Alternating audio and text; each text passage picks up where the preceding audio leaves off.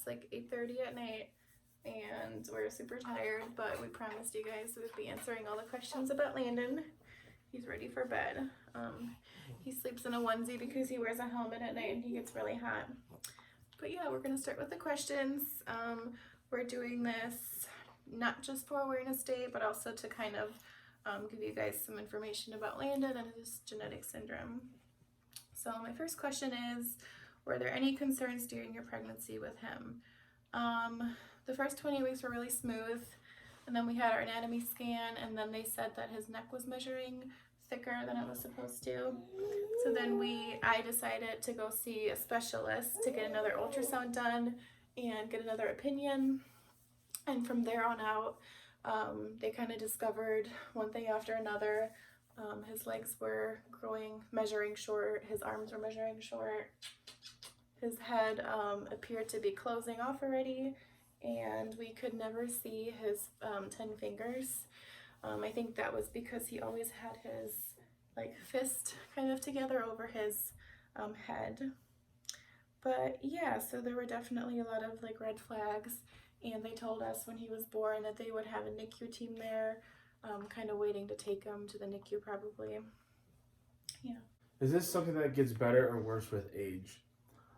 With Landon's condition, everything is more so day by day, and as he gets older, we'll see his progression, and we're just going to try to evaluate it from there. There's no real, is it going to get better? What do you consider better? As he stays healthy and as he grows, to me, that's better. Yeah, I see. My next question.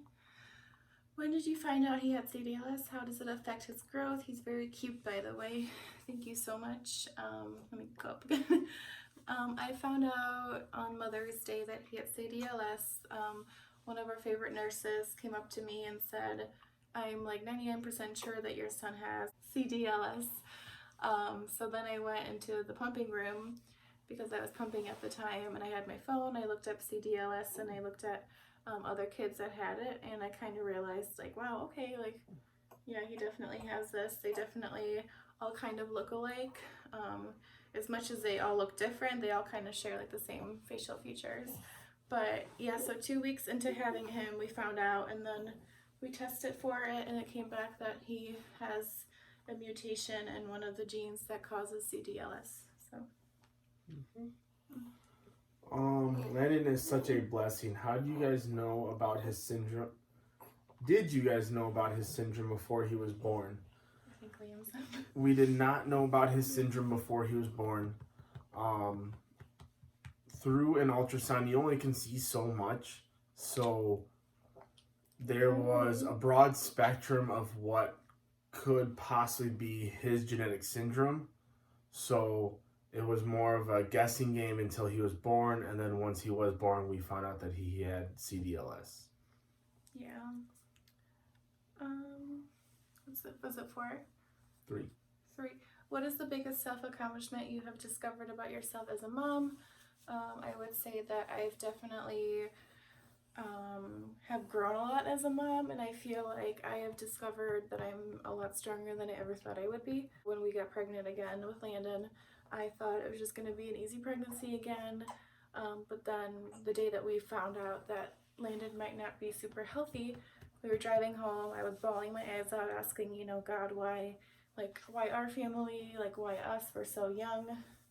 And I feel like in this whole year since having him, I definitely, I still struggle, but I feel like I've learned a lot about myself and him, and he just taught me a lot already. So I'll keep pulling down my shirt, but I can't wait to see what else he's gonna teach me or us.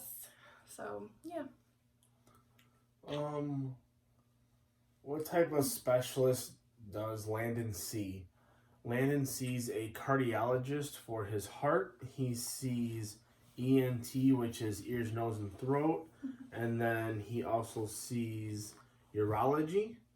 And then we also have Landon seen once a week. He sees a physical therapist and an occupational therapist. Yeah. And just his regular pediatrician. Will he be able to talk? I hope that's not rude. Most children with CdLS or adults They are nonverbal, which doesn't mean that they can't say any words. They just, they communicate using sign language or other forms. Like now they have this like iPad looking device where you can touch like what kind of food you want to eat, like an activity that you want to do, and a lot of kids love that and use that. So that might be something to use for him if he's nonverbal, which I obviously hope he can talk, but I feel like he probably won't talk. What do you think? First of all, there are no really rude questions. The thing is, Landon's genetic syndrome is very rare and not a lot of people see it. So sometimes the initial questions, they don't understand fully what they're asking.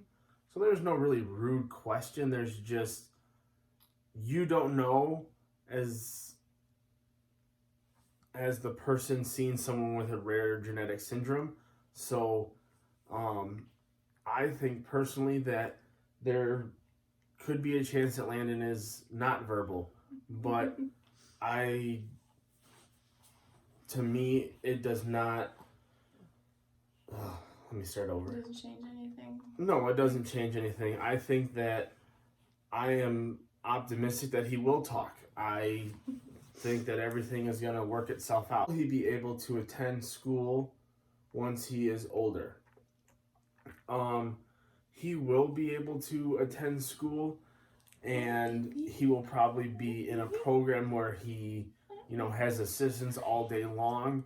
And where we live, they do facilitate that in a normal school. He may be in a different section of the school, but at some point our kids could be going to school together. Yeah, which I think is awesome. Like Liam, would probably get a chance to see him if they go to the same school. Will Landon ever grow? I know he looks very tiny to probably most of you, and maybe some of you guys will think that he hasn't grown much, but he actually has. He has grown from 4 pounds 9 ounces to 11 and 5 ounces, which is good. So he's not on the regular growth chart, he's on the CdLS chart, and he's in like the 39th percentile for his height and weight. So he will grow, but he might grow slower, and he might not be as tall as we are, but that's okay. Right, mister? Are you getting sleepy? Oh, whoops. Our questions went away. Let's see. Where were we? How about Landon's heart, kidneys, and liver, etc.? So, obviously when we were in the NICU, they tested for everything. The only real abnormality that we have right now is his heart. When you're talking, heart, kidney, and everything like that. His heart has one valve that should have 3 flaps in it, and it only has 2, which is not as rare as you would think. And depending on Landon's development, he may never need surgery for it. He may never really know that he has it, but that's just something that we'll watch. It's a once-a-year thing, and we just see how it goes. Yeah, for some people it means that like the heart has to, like, because the heart's a muscle, that it just needs to work like harder to pump the blood, which then you might need a surgery, but you just gotta see how stressful it is on his heart. Have you done genetic testing with this baby? I always read this question wrong. Have you done genetic testing with this baby this time? Actually, no, I didn't read it wrong. It's getting late.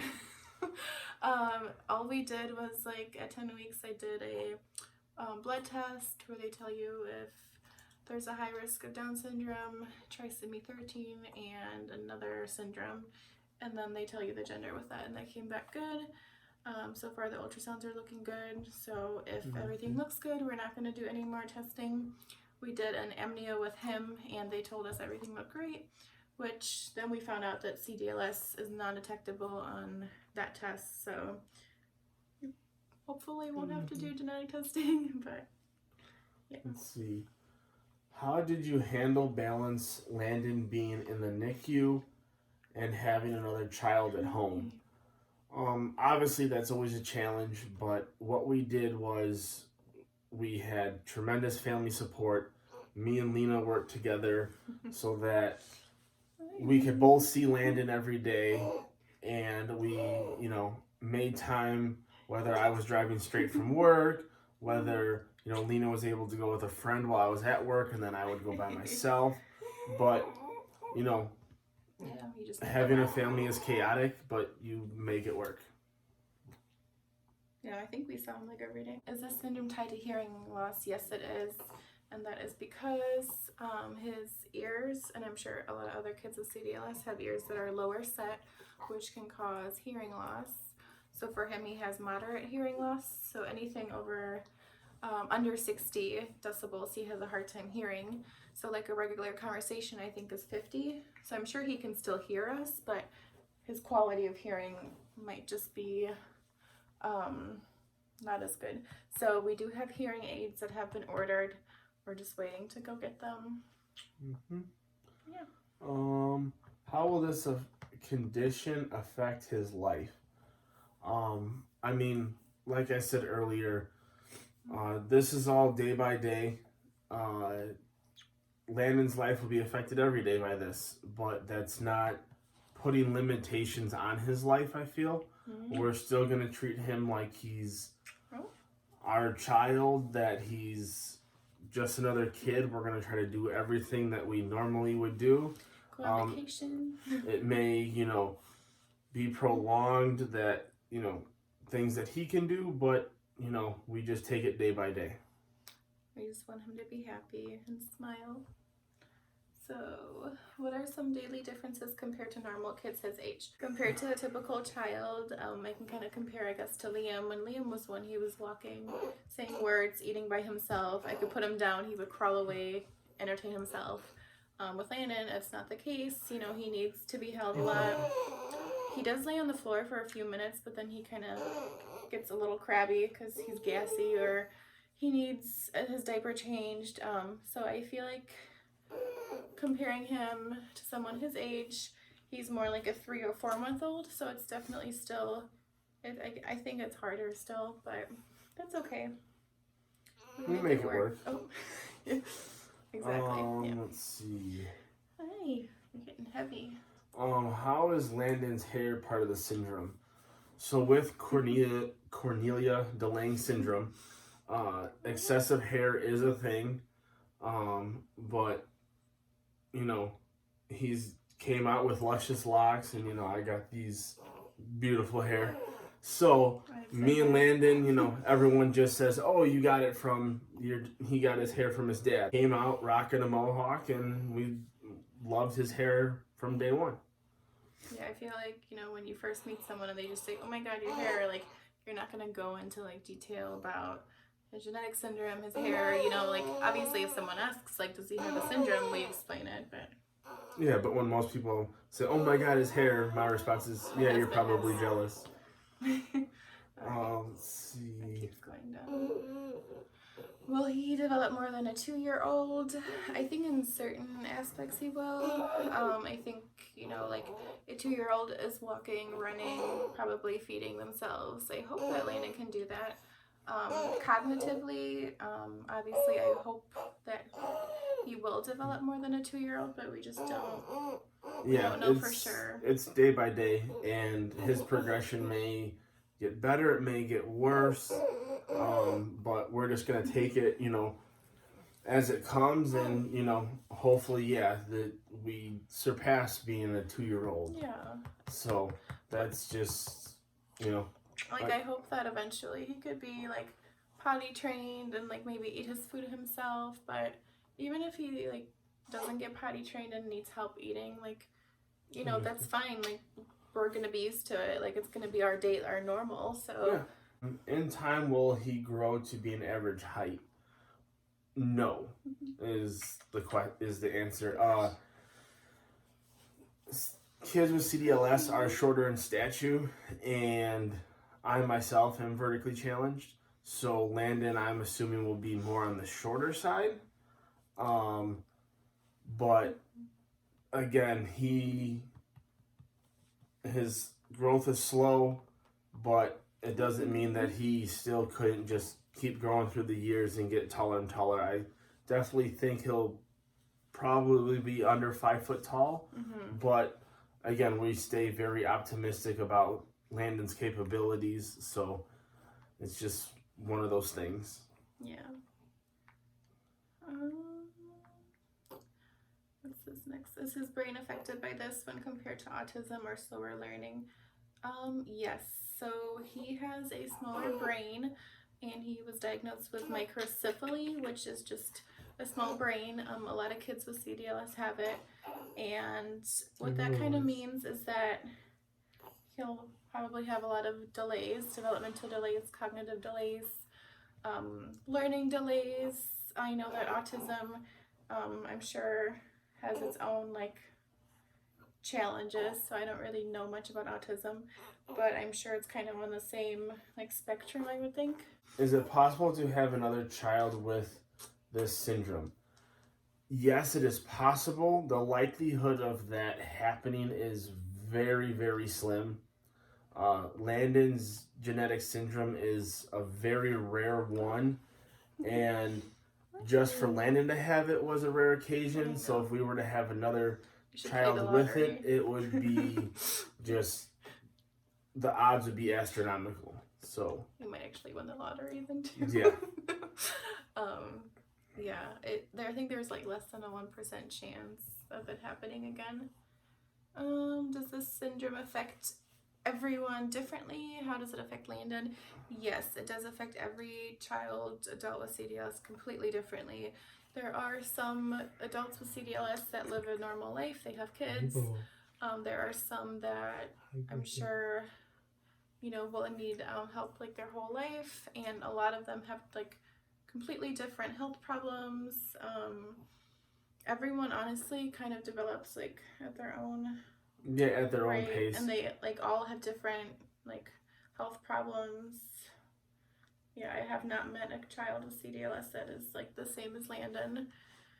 They're all very unique in their own way. So